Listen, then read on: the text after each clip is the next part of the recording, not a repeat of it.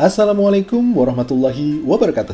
Salam semangat untuk sahabat-sahabat Ajarin Channel sekalian semuanya, dimanapun sahabat-sahabat berada. Pada kesempatan video kita kali ini, kita akan membahas salah satu materi TPS kuantitatif tentang desimal berhingga dan desimal tak berhingga. Apa itu ya? Oke. Sebelum kita mengerjakan soal-soal terkait ini, teman-teman, kita akan bahas dulu konsepnya terkait desimal berhingga dan desimal tak berhingga. Kadang materi ini tidak diajarkan di sekolah atau tidak disinggung di sekolah secara khusus, bahkan nggak ada bukunya ya. Tapi materi ini penting untuk teman-teman bisa kuasai ketika nanti ada soal-soal terkait desimal berhingga maupun desimal tak berhingga yang muncul baik itu di UTBK maupun biasanya di ujian kedinasan atau tes misalnya CPNS dan seterusnya. Jadi ini materi penting banget untuk teman-teman bisa pahami. Bahkan di soal-soal Olimpiade kadang muncul. Oke, nggak perlu panjang lebar lagi, kita pahami bersama dulu konsepnya. Nah, sahabat-sahabat sekalian, bilangan desimal, sekali lagi ya, desimal itu kan yang koma-koma gitu ya teman-teman. Desimal misalnya 0,5 dan seterusnya. Itu sejatinya dibagi dua teman-teman. Ada dua jenisnya, yaitu desimal berhingga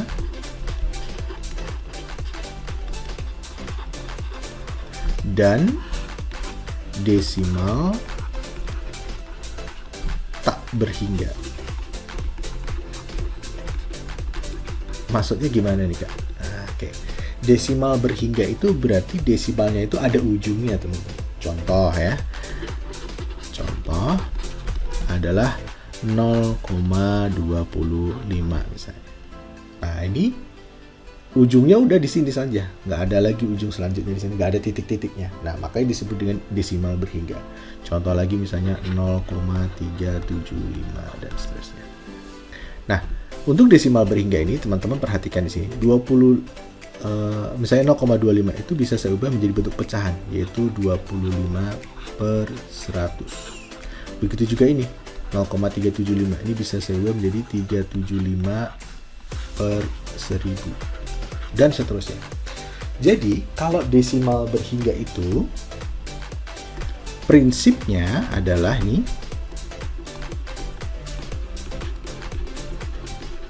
semua pecahan ya yang bisa dibagi dengan 10 pangkat ya, maksudnya gimana? 10 pangkat 2, 100, 1000, 10.000, 100.000 dan seterusnya.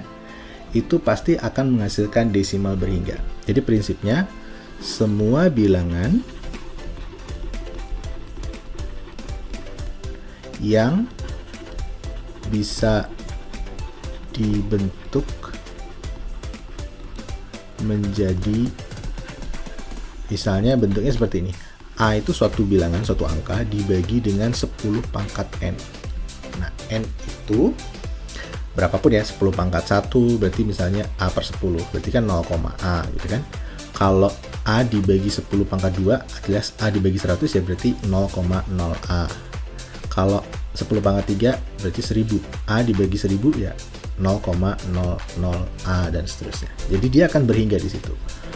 Hanya kalau dia di sini penyebutnya ini atau pembaginya ini adalah 10 pangkat N.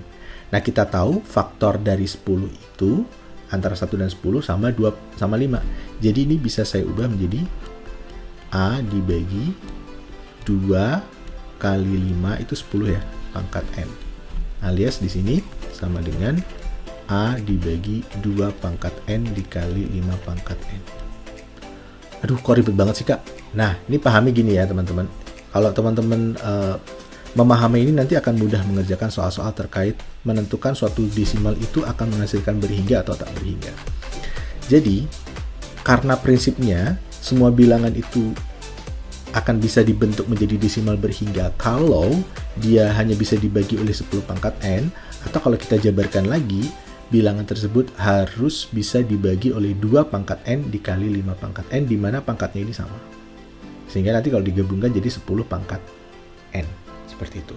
Dan tidak boleh ada faktor lain di sini.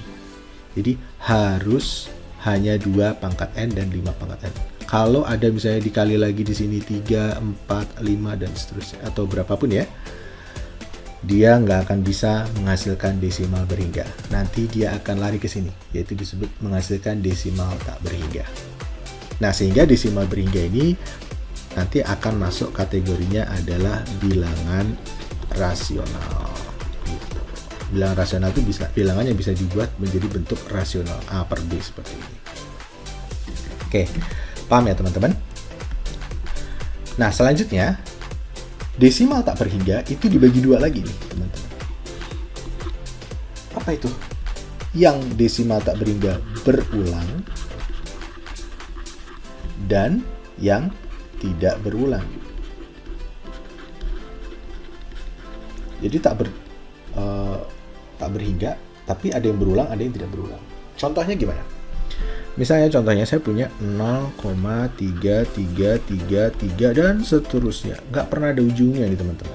Maka itu desimal tak berhingga, tapi berulang, yaitu di angka 333. Bisa juga nanti 0,125, 125, 125, dan seterusnya. Dia berulang di 125.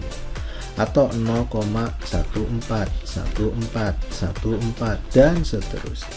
Itu disebut kategorinya desimal tak berhingga yang berulang. Nah, untuk jenis ini hasilnya pasti nanti adalah bilangan rasional. Jadi ini hasilnya bilangan rasional juga nih.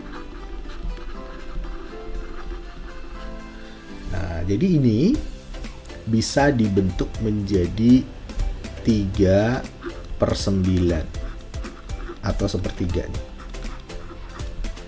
Nah, yang ini adalah 125/999. Yang ini 14/99. Nah, perhatikan polanya teman-teman. Kak, ini dapatnya dari mana gitu ya. Nah, nanti kita akan coba kerjakan ya. Ada satu soal yang terkait ini, nanti pembuktiannya nanti aja. Ya, teman-teman, makanya perhatikan video ini full supaya teman-teman paham ya. Jadi kalau di sini 3, dia berulang di 3 gitu ya. Berarti nanti 3/9. Jadi di sini bawahnya mesti 9, tapi jumlahnya 9 ini sama dengan jumlahnya di atasnya nih.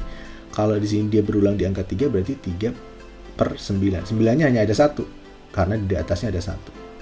Nah, yang ini 0,125, 125, 125 dan seterusnya. Itu nanti hasilnya sama dengan 125 nah 9-nya ini nanti ada 3 karena ada 125 ini kan terdiri dari 3 angka 999. Nah, nanti 14 berarti karena berulang jadi 14/99. Jadi bisa diubah menjadi bentuk rasional. Bentuk rasional itu seperti ini. Dia bisa diubah jadi bentuk pecahan ya. Oke. Nah, jadi ini ada polanya. Jadi polanya adalah kalau saya punya 0, A, B, C, D gitu ya. Berulang di sini. A, B, C, D terus gitu ya, maka nanti dia bisa diubah menjadi bentuk rasional, yaitu A, B, C, D per 99999 karena ada 4 di sini. Di sini bawahnya juga 9. Seperti itu polanya. Selanjutnya ada desimal tak berhingga yang tidak berulang. Nah, contohnya apa nih Contohnya, misalnya saya punya akar 2. Akar 2 ini kalau kita ubah menjadi desimal, itu 1,414213566 dan seterusnya. Wah, di sini nggak ada yang berulang ya. Kayak gini kan 3333, dia berulang di angka 3. 125, dia berulang di 125. Kembar gitu. Ini nggak ada nih. Nah, makanya disebut dengan desimal tak berhingga tidak berulang. Nah, ini pasti hasilnya adalah bilangan irasional. Ini hasilnya nanti bilangan irasional. Nah, ada lagi misalnya akar 3 gitu ya. Pi ya, 3,14 sekian. Akar 3 itu kan 1,73200508 dan seterusnya. Nggak ada yang berulang teman-teman. Oke. Jadi itulah sahabat-sahabat sekalian terkait bilangan desimal. Ada 2 ya, desimal berhingga dan tak berhingga. Nah, ada yang menghasilkan bilangan rasional yaitu desimal berhingga dan desimal tak berhingga dan berulang. Ini bisa diubah menjadi bentuk pecahan.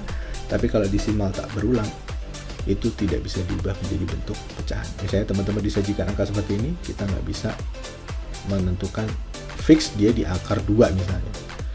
Memang mendekati akar 2 bisa gitu ya. Seperti itu. Oke, selanjutnya untuk semakin memahami materi ini, kita akan coba exercise beberapa soal terkait materi tentang desimal berhingga dan desimal tak berhingga. Oke, langsung saja kita cek soal-soalnya.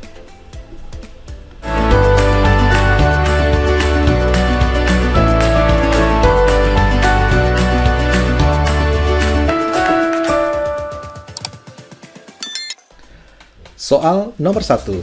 Jika M sama dengan 26/99 tambah 29/61 tambah 14/76 tambah 23/87, maka nilai M adalah berapa? Oke, sebelum teman-teman lihat pembahasannya, teman-teman kerjakan dulu di buku teman-teman semuanya. Pause videonya sekarang dan selamat mengerjakan. Pembahasan soal nomor 1. Jika M seperti ini, maka nilai M adalah berapa? Oke, sahabat-sahabat sekalian, kalau kita lihat nih, melihat angkanya aja udah susah. Kalau teman-teman kerjakan langsung 26 dibagi 99, dihitung manual gitu ya, itu akan susah ya teman-teman. Ingat, di TPS atau tes potensi skolastik itu sebenarnya banyak soal-soal yang sebenarnya tricky. Ya, karena dia hanya menguji kemampuan teman-teman untuk jeli melihat dan menganalisis soal dan bisa melakukan perhitungan yang lebih sederhana. Jadi nggak rumit-rumit amat sebenarnya teman-teman. Nah, kalau teman-teman jeli, lihat nih. Ini 26, ini 99. Kita bisa rounding, kita bisa bulatkan ya teman-teman. 26 ini kan dekat ke 25, 99 ini dekat ke 100. Jadi kita bulatkan aja teman-teman, hitungnya. Jadi nggak akan jauh nanti. Ini berarti bisa saya bulatkan jadi 25/100. Yang ini, 29 ini saya deketin ke 30. 61-nya saya deketin ke 60. Tuh, jadi simpel kan teman-teman? 14 saya deketin ke 15. 76 saya deketin ke 75. Nah, ditambah 23 saya deketin ke 23 dan 87. Nah, 87 ini saya deketin ke 88, 23-nya ke 22. Nah, 22/88. Nah, 25/100 itu kan 0,25, oke? 30/60 itu kan setengah ya, 0,50 atau 0,5 ditambah 15/75 itu adalah 1/5. 1/5 itu adalah 0,20. Oke. Ditambah ini adalah 1/4 ya, 1/4 0,25. Jadi 0,25 tambah 0,25 0,50 tambah 0,50. Jadi 1 tambah 0,2. Berarti 1,2. Ini kurang lebih mendekati segini karena kan tadi kita bulatin ya teman-teman. Nah, mana yang mendekati 1,2? Jawabannya adalah yang C. Oke. Simpel kan teman-teman? Lanjut ke soal nomor 2. Soal selanjutnya, soal nomor 2. Pecahan yang senilai dengan 0,123, 123, 123 adalah berapa? Oke, teman-teman silahkan pause videonya sekarang dan teman-teman kerjakan dulu di buku teman-teman semuanya sebelum teman-teman melihat pembahasannya. Oke, selamat mengerjakan. Baik, pembahasan soal nomor 2. Pecahan yang senilai dengan 0,123, 123, dan seterusnya. Nah, kalau teman-teman lihat, ini adalah termasuk pecahan desimal yang tak berhingga dan berulang. Untuk tak hingga dan berulang yaitu di angka 123 ini 0,123, 123 dan seterusnya. Itu simpelnya di pembahasan ataupun di konsep soal yang sudah kakak jelaskan di awal dari video ini, teman-teman bisa lihat polanya ya. Kalau di sini dia berulang di 123, maka teman-teman cukup langsung 123 per nanti bawahnya itu 999 mengikuti jumlah yang di sini. Di sini ada 3 angka, berarti di sini 999. Oke. Jadi jawabannya sebenarnya adalah yang B. Nah, cuman teman-teman penasaran ya, Kak, kok tahu sih pola seperti ini? Oke, kita buktikan ya. Caranya begini teman-teman. Karena saya nggak tahu nih 0,123, 123 dan seterusnya ini karena nggak tahu. Ini saya misalkan dengan sebuah bilangan X. Ya. Nah, karena dia berulang di angka 123, jadi boleh dong ini kalau saya kalikan 1000 dikali X, ini nanti komanya geser ke sini teman-teman. Jadi 123, 123, 123 lagi, dan seterusnya. Ya. Jadi X-nya kalau kali 1000, di sini sekalikan 1000 juga ya sebelah kirinya. Jadi ini bergeser ke sini. Nah, sebenarnya ini 123 ditambah 0,123, 123, dan seterusnya. Ya nggak? Kalau 123 ditambah 0,123, 123 kan jadinya 123,123, 123, ya kan? Ini tuh 1000X. Nah, padahal ini itu adalah X kan? Nah, berarti ini boleh dong saya tulis begini. 123 ditambah X sama dengan 1000X. Nah, X-nya saya pindah ke sini. Berarti 123 sama dengan 1000X dikurangi X. Nah, 1000X dikurangi X itu adalah 999X. Nah, jadi X-nya berapa? X-nya adalah 123 per 999. Gitu teman-teman caranya. Jadi jawabannya yang ini. Nah, gampang kan? Karena tadi kan 0,123, 123 udah kita misalkan X. Jadi kalau udah ketemu X-nya, langsung udah bisa. Oke, jadi makanya pecahan desimal tak berhingga dan berulang ini akan menghasilkan bilangan rasional. Karena bisa dibentuk pecahan seperti ini. Sip. Lanjut ke soal selanjutnya. Soal selanjutnya, soal nomor 3. Jika D sama dengan ini dinyatakan dalam bentuk desimal terbatas atau berhingga, maka banyaknya digit bukan 0 yang dimiliki oleh D ada berapa? Oke, silakan sebelum teman-teman melihat pembahasannya, teman-teman pause dulu video ini dan teman-teman kerjakan secara mandiri. Oke, selamat mengerjakan.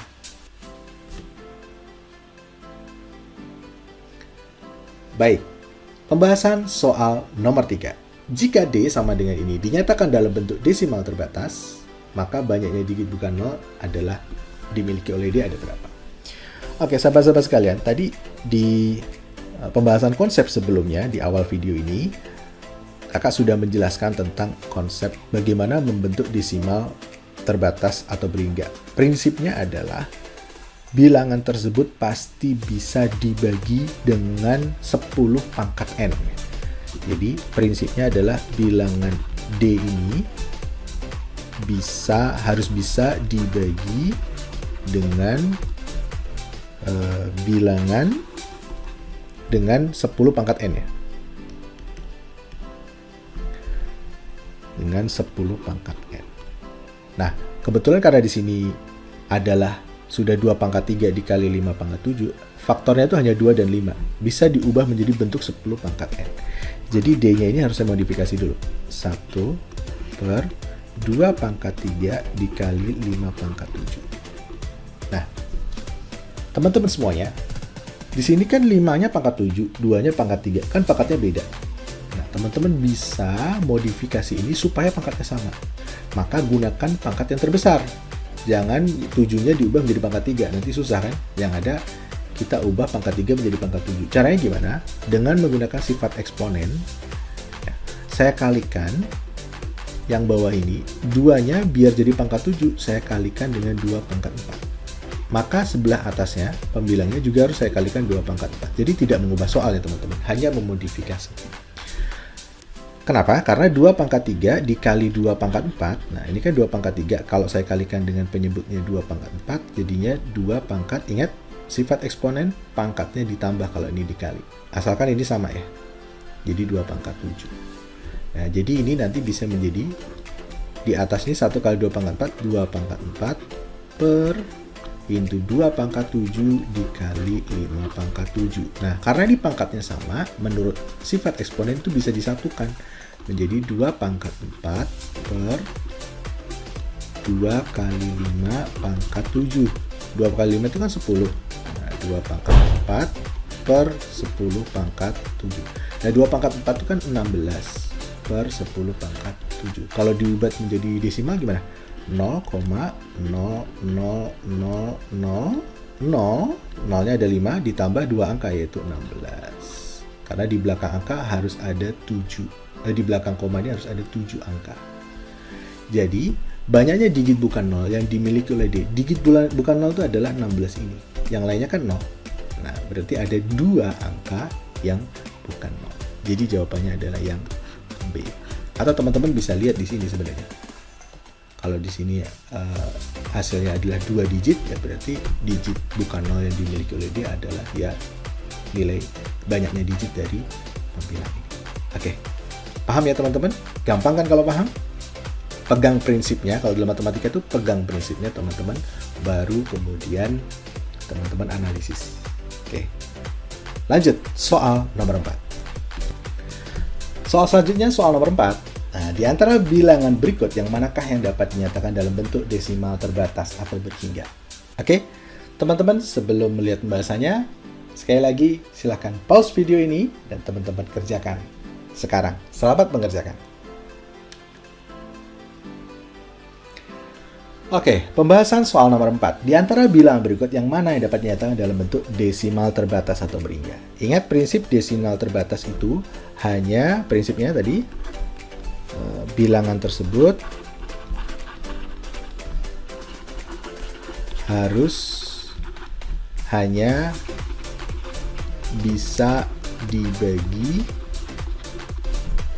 10 pangkat n, atau kalau kita jabarkan jadi 2 kali 5 pangkat n, karena faktor dari 10 itu cuma 1 dan 10 atau 2 sama 5. Jadi ini 2 pangkat n dikali 5 pangkat n. Nah, kalau teman-teman memahami ini dengan baik, maka perhatikan. Penyebut-penyebut di bawah ini kan sebagai pembaginya ya, bilangan yang di atasnya ini. Maka, nggak boleh ada angka lain selain angka 2 sama 5. Kalaupun pangkatnya beda masih bisa dimodifikasi seperti soal nomor 3. Tapi kalau misalnya ada bilangan lain, misalnya dikali, nanti di sini kalau difaktorisasi nih yang di bawah ini, ada bilangan menghasilkan bilangan lain selain 2 dan 5, maka itu pasti menghasilkan desimal yang tak terhingga, yang tak berhingga. Ya, jadi otomatis itu nggak akan bisa menghasilkan desimal terbatas atau desimal berhingga. Oke, kita cek di opsi nomor A. Di opsi nomor A ini, 12 nih kalau kita jabarkan ya teman-teman, dia kan menghasilkan 2, kita ambil 2 ya, 2 kali 6 ya. Nah, menghasilkan angka 6 di sini.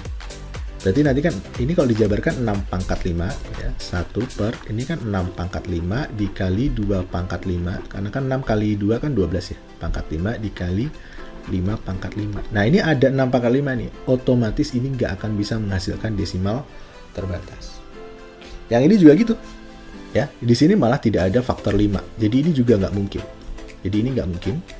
Nah, yang ini ada faktor 7, nggak akan bisa menghasilkan 5 di sini. Padahal syaratnya harus menghasilkan 2 pangkat n dan 5 pangkat.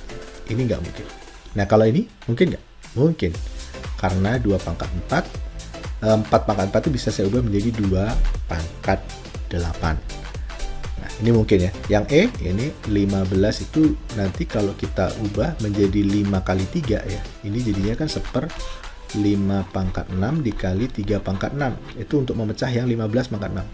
Dikali 2 pangkat 8. Nah, ada faktor yang ini nih, yang kita tidak inginkan ini ya. Jadi ini akan menghasilkan desimal yang tak terbatas. Nggak mungkin yang berhingga. Jadi ini nggak mungkin juga. Jadi jawabannya yang D. Nah, untuk ya jawaban yang D ini, kalau kita mau perinci ya, jadinya berapa tuh? 1/4 pangkat 4 dikali 5 pangkat 5, itu nanti jadi 1/2 pangkat 2, itu kan untuk mengubah yang 4 ya. Kita pangkatin 4 dikali 5 pangkat 5. Sama dengan 1/, ingat kalau pangkat dipangkatin itu dikali ya teman-teman. 2 pangkat 8 dikali 5 pangkat 5. Nah, karena ini pangkatnya beda gimana kan? Ya sama kayak nomor sebelumnya, soal sebelumnya. Kita modif ya, kita modif. Ini dikali dengan, ini saya samakan ke pangkat yang tertinggi adalah 8. Jadi ini saya kalikan dengan 5 pangkat 3 supaya pangkatnya jadi 8 ya teman-teman. Di sini harus dipangkatkan 5, dikalikan juga 5 pangkat 3. Jadilah saya punya 5 pangkat 3 itu adalah 125 per yang bawah nanti jadi 2 pangkat 8 dikali 5 pangkat 8. Jadilah 2 kali 5 pangkat 8 atau 125 dibagi 10 pangkat 8. Nah, kalau dibuat koma jadinya gimana? 0,000012345 ya. Karena di sini ada 3 digit nih yang bukan 0. baru kita tulis 1, 2, 5. Sehingga total digit di belakang koma ada 8. Ini disebut dengan desimal terbatas atau berhingga. Oke, paham ya teman-teman? Prinsipnya nggak boleh ada angka selain 2 dan 5 untuk bisa menghasilkan desimal terbatas. Sip, lanjut soal selanjutnya. Soal selanjutnya, soal nomor 5. Bilangan digit ke-25 di sebelah kanan tanda desimal dari bentuk 6/11 adalah berapa? Oke, silahkan teman-teman pause terlebih dulu video ini untuk teman-teman bisa kerjakan sekarang. Selamat mengerjakan. Baik, sekarang kita coba bahas soal nomor 5. Bilangan digit ke-25 di sebelah kanan tanda desimal dari bentuk 6/11 itu berapa? Oke, kita harus tahu dulu nih, 6/11 itu kalau dijadiin desimal kayak gimana ya? Jadi 6/11 kan 6 dibagi 11 ya teman-teman. Nah, karena yang atas ini lebih kecil nih, pasti kita kasih 0, nih. 0, nanti ditambahkan 0 di sini. Nah, jadilah 60 dibagi 11. Berapa nih? 5 ya. 5 kali 11, 55. Kalau kita kurangkan, ketemunya adalah 5. Tambahin 0 lagi. 50 dibagi 11 itu 4. 4 kali 11, 44. Kita kurangin, dia 6. 0 lagi. 60 bagi 11, 5 lagi. Nanti polanya seperti itu teman-teman. 5 kali 11 kan 55, ya kan? Kita kurangi nanti 5 lagi, 50 dibagi 11, 4 lagi, dan seterusnya. Nah, jadi dia berpola teman-teman. Makanya disebut dengan pembagian desimal berhingga. Desimal tak berhingga berulang.